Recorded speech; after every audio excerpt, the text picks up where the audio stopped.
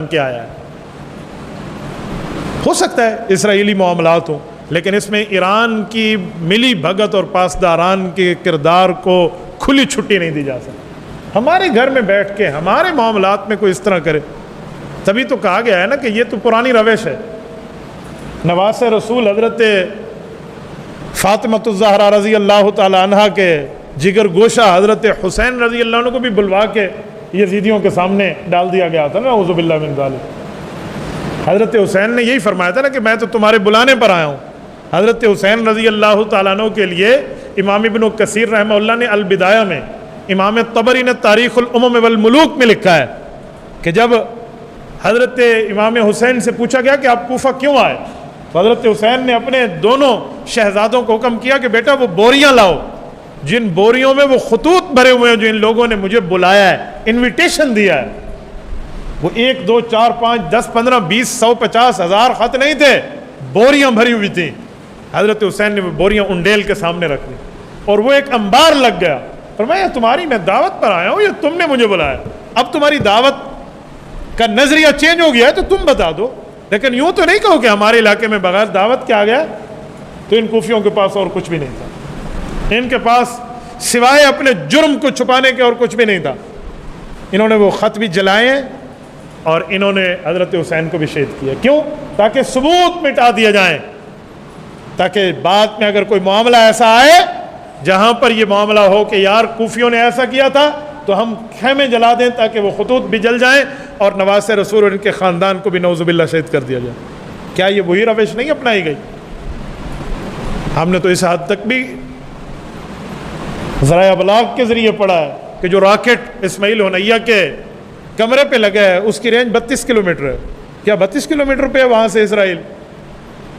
میرے دوستو، رب کریم آپ کو اور ہمیں صراط مستقیم پہ رکھے، رب کریم آپ کو اور ہمیں ان جیسے 2 نمبریوں سے محفوظ فرمائے۔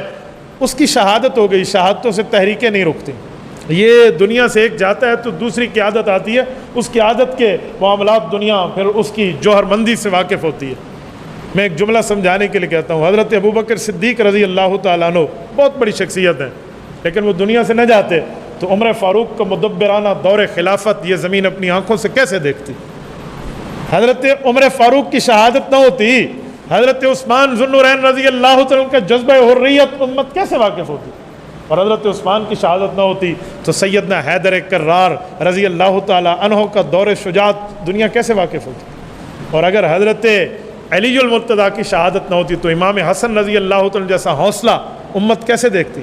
اور امام حسن اپنی خلافت حضرت معاویہ رضی اللہ تعالیٰ کے حوالے کر کے ان کو اجماعی امیر المؤمنین تسلیم نہ فرماتے تو حضرت معاویہ رضی اللہ تعالیٰ کے بطور امیر المؤمنین خلیفہ عادل جوان مردی کے ساتھ ایک دنیا میں مدبرانہ سیاست اسلامیہ کو زندہ کرنے کا منظر ہم کیسے دیکھتے؟ یہ تو ترتیب چلا ہے، ترتیب فطرت کی ترتیب چلی ہے۔ یہ کوئی شہادتوں سے تحریکیں نہیں روکا کرتی۔ آپ مجھے بتائیں، سیدنا حسین کو خاندان سمیت شہید کیا گیا، آج کوئی یزید کا نام لیوا ہے دنیا میں؟ آج کوئی شمر کا نام لیوا ہے؟ آج کوئی ابن زیاد کا نام لیوا ہے؟ کوئی بھی نہیں۔ آج کوئی اپنے بچوں کا نام رکھنے کے لیے تیار نہیں ہے، باوجود ہے کہ یزید نام اس یزید سے پہلے بہت اچھے لوگوں کے بھی تھے، اس یزیدی کردار سے پہلے اچھی صفات والے لوگوں کا نام بھی یزید تھا، لیکن اس کے بعد میں تو نہیں دیکھتا، بہت کم ہے، نام تک لینے کے لیے کوئی تیار نہیں ہے۔ اور حسین ہر نام میں زندہ ہے، ہر کام میں زندہ ہے۔ تبھی تو کہا گیا کہ یزید کی 2 پل حکومت تھی، حسین صدیوں حکمران ہے۔